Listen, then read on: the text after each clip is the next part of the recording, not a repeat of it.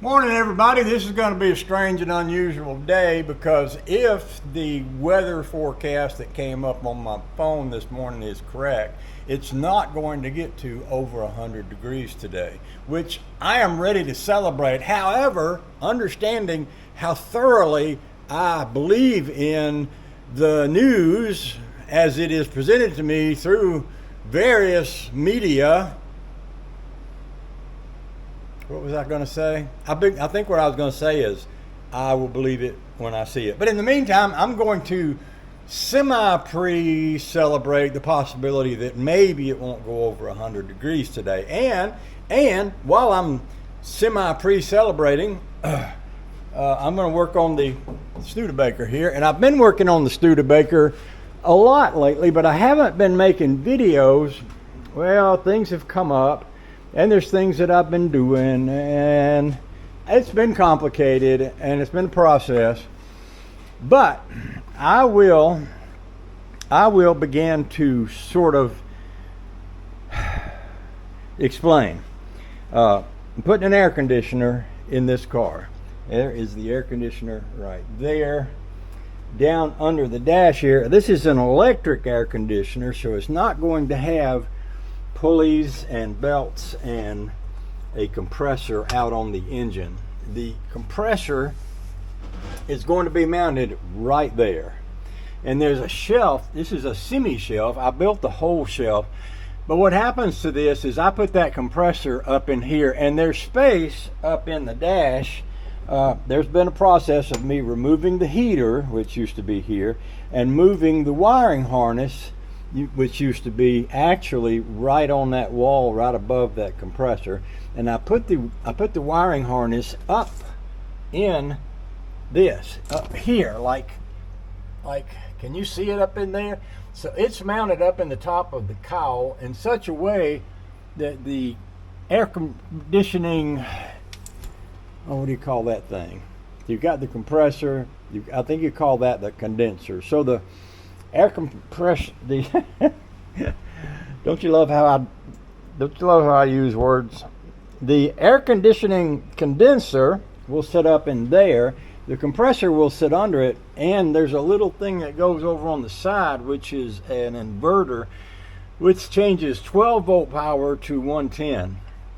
And to power that, you need a lot of voltage. So sitting over there on top of the rat rod somewhere, actually you see that box, that contains a 220 volt alternator. So the process for today is to put the air conditioning, whatever that called, the air conditioning box, up in here. And it's made to be held up by these little pins on either side. There's actually a bar. Let me find the bar. It might help to explain what I'm up to.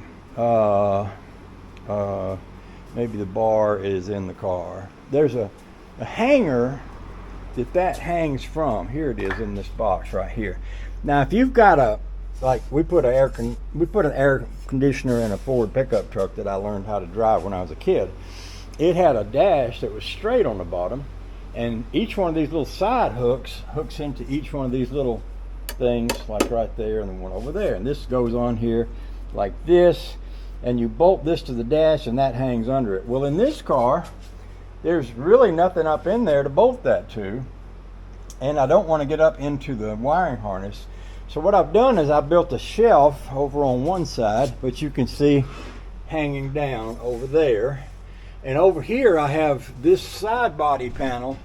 And by the way, notice how much metal is in this little section of this car. Just think about it. There's probably enough in that to melt it down and make a Prius out of, because there's not much metal in a Prius. But I should be able to invert this rod, put one up, and hang the thing from this shelf. And up here I'm going to tilt the air conditioner out toward me. So somewhere either from up here or from up here, I'll put another bar to hang that into. And then what I get into, which I have to be aware of, is that the back of this has connections right there. One of them faces straight back, one of them turns down. And those connections have to have room to connect to a hose, which goes around somewhere and hooks to that thing. So I have to place this in here in the right place and then make it stable, which is kind of a challenge because I may need to adjust it as I'm putting it in to make all that fit. So that's what we're doing today. This is the inverter I was talking about, and I'm going to put that inverter right on that side piece right there. So without further ado, I'm going to stop talking and I'm going to start placing and fabricating and doing what I'm trying to do. In the process of all this, by the way, I have managed to make a huge mess in my nice clean garage. And the garage up on top of the hill, there's a huge mess in it too.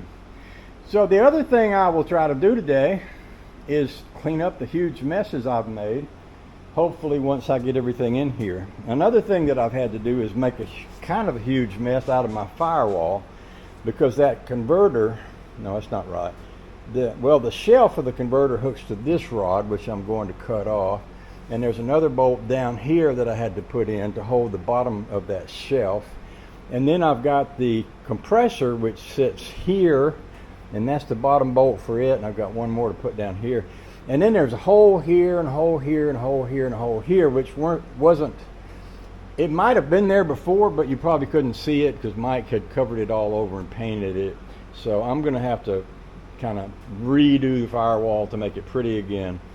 I could just go on and on. But rather than talk, I'm going to sit y'all down somewhere and I'm going to climb in the car. We're going to put that in and we're going to look at it and then we'll come back later and talk about it some more. In the meantime, these air conditioners are doing a pretty good job. When it was 104, it was manageable.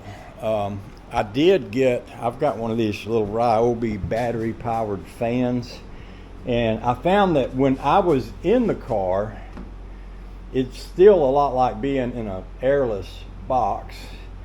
Even though the room is cooler, I'm still kind of get hot and sweaty in the car. So I put this fan in here so that I could pull the air in from the room and kind of run it through here where I'm at to help cool me down. Because when it's 104, you need everything you can get.